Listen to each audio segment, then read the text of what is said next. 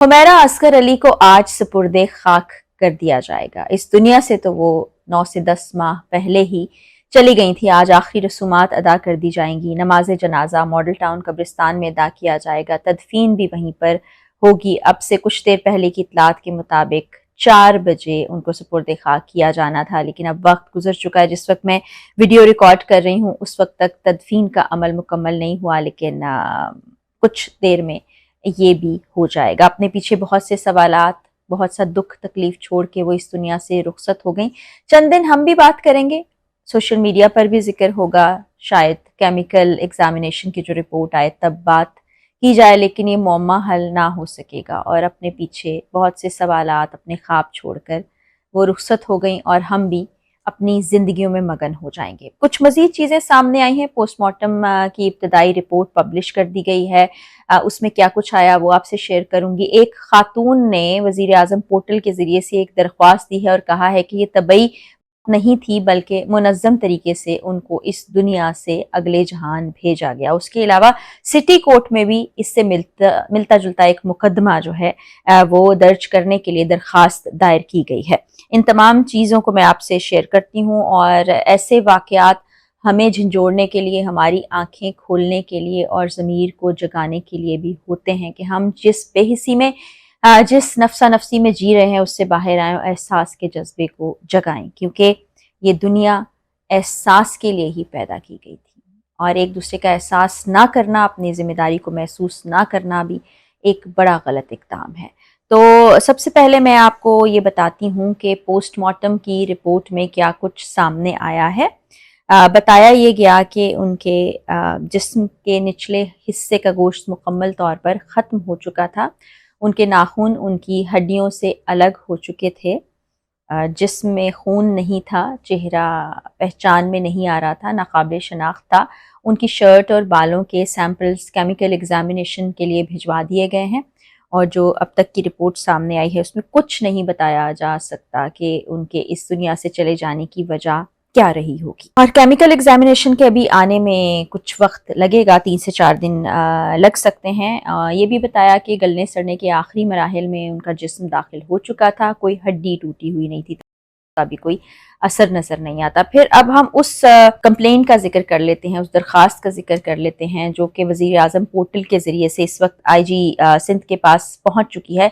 एक खातून है, डॉक्टर हैं, उनका नाम मैं लेने से गुरेज करूंगी और ख़ास तौर पे उन्होंने जिनको मेंशन किया उनके बारे में भी कुछ तफसीलात नहीं हैं, लेकिन दरख्वास्त का मतन मैं आपसे ज़रूर शेयर करना चाहूँगी। वो खातून अपनी दरख्वास्त में कहती हैं कि तबई तौर पर ये इस दुनिया से नहीं गई थी बल्कि मुनज़्ज़म तरीके से, यानी प्लान करके ये सब कुछ किया गया। फिर वो एक डॉक्टर और उनकी फैमिली को ही ब्लेम करती हैं, उन पर इल्ज़ाम लगाती हैं कि वो सब जिम्मेदार हैं इस चीज़ के। फिर उसमें इल्ज़ाम भी आयद करती हैं, लेकिन कुछ चीज़ें जो उन्होंने दरख्वास्त में कहीं वो शकूक व शुबहात में मुब्तला करती हैं। उनका कहना ये था कि जिन साहब का वो नाम ले रही हैं, 3 महीने पहले उनके दरमियान कोई झगड़ा हुआ था आपस में, उनके फैमिली टर्म्स काफ़ी अरसे से चले आ रहे थे।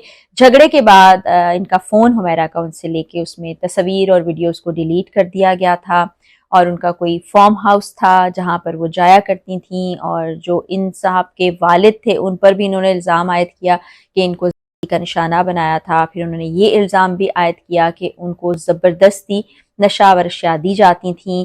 फिर इनकी बहनों ने भी इसमें अपना किरदार अदा किया। ये वो जो फैमिली है पूरी उसके बारे में वो कह रही हैं। लेकिन जो अभी पोस्टमार्टम रिपोर्ट भी सामने आई है, जो मेडिको लीगल ऑफिसर की गुफ्तगू भी सामने आई है, जो पुलिस ज़राए ने भी कहा, जो शवाहिद इकट्ठे किए गए, उससे यही बात सामने आती है कि अक्टूबर वो आखिरी महीना था जब वो इस दुनिया से चली गई थी। और अगर हम 3 महीने पीछे की बात करें तो उस वक्त तो वो जिंदा ही नहीं थी। तो ये किस किस्म की दरख्वास्त दी गई। फिर ये खातून जो है इन्होंने 9 तारीख को दरख्वास्त दी थी। 9 तारीख यानी कि 8 को ये वाक़या हमारे सामने आता है, उसके अगले रोज़ ये दरख्वास्त देती हैं।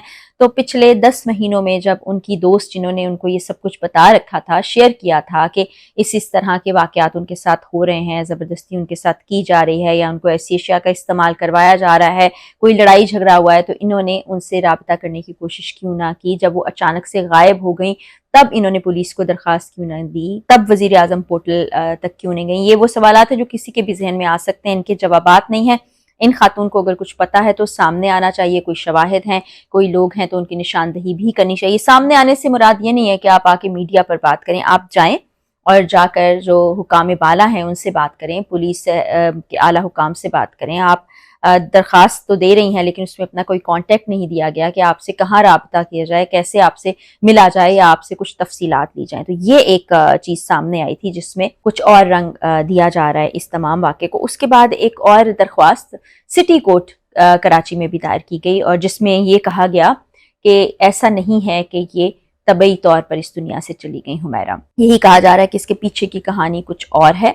لوگ بہت زیادہ اس وقت تشویش میں مبتلا ہیں۔ اس تمام واقعے کے بعد اس کو انویسٹیگیٹ کیا جائے، مقدمہ درج کیا جائے، عدالتی کارروائی کی جائے اور خاص طور پر حمیرہ کے جو والدین ہیں ان کو بھی شامل تفتیش کیا جائے، مقدمے میں ان کو نامزد کیا جائے، کیونکہ وہ لوگ اتنے عرصے سے قطع تعلق کر چکے تھے، جو کہ ایک تشویش کی بات ہے۔ یہ بھی ایک شہری کی جانب سے ہی درخواست دی گئی ہے، لیکن ان درخواستوں پر آگے کیا عمل ہوتا ہے، کیا چیزیں سامنے آتی ہیں وہ تو وقت بتائے گا۔ لیکن جیسا کہ میں نے آغاز میں ہی آپ کو کہا تھا کہ شاید اس واقعے کے متعلق مجھ سمیت بہت سے لوگ یہ یا اس کے بعد کوئی ایک آدھ ویڈیو بنائیں گے اور یہ سلسلہ ختم ہو جائے گا، کیونکہ بہت مشکل لگ رہا ہے جس حالت میں حمیرہ ملی تھیں، وہاں سے جو سیمپلز لیے گئے، بہت مشکل ہے یہ جاننا اور یہ وجہ معلوم کرنا کہ کیا ہوا ہوگا اس روز، آخر کس وجہ سے وہ اس دنیا سے چلی گئیں۔ کیا طبعی طور پر ایسا ہوا یا کوئی ایسی چیز ان کو دی گئی تھی؟ کیونکہ یہ کہنا کہ کوئی چابی سے کھول کر دروازہ اندر گیا تھا، جیسے کل ان کے بھائی نے کہا تھا انہوں نے کچھ کر دیا ہو، لیکن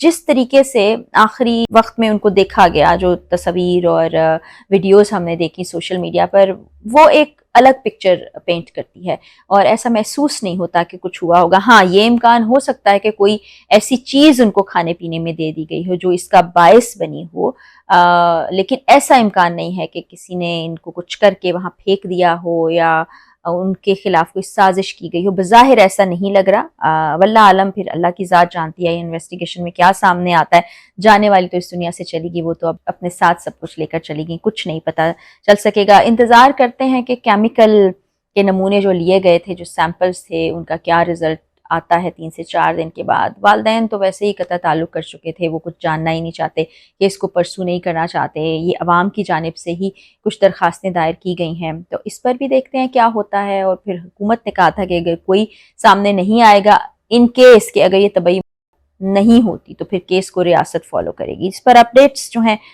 وہ آپ سے شیئر کرتی رہوں گی۔ ایک گزارش ہر ویڈیو میں نے کی ہے کہ ایک دوسرے سے کنیکٹڈ رہیے، چاہے کوئی دنیا کے کسی حصے میں بھی رہتا ہے اس پر چیک رکھیے، قریب رہنے والے اس سے ملتے رہیے۔ اگر فون بند ہوتا ہے اور رابطہ نہیں ہوتا تو جا کے دیکھ لیجئے وہ کس حال میں ہے، کیا پتہ وہ اس دنیا سے ہی جا چکا ہو۔ اجازت دیجیے، اگلی ویڈیو میں بشرط زندگی ملاقات ہوگی۔ اللہ حافظ۔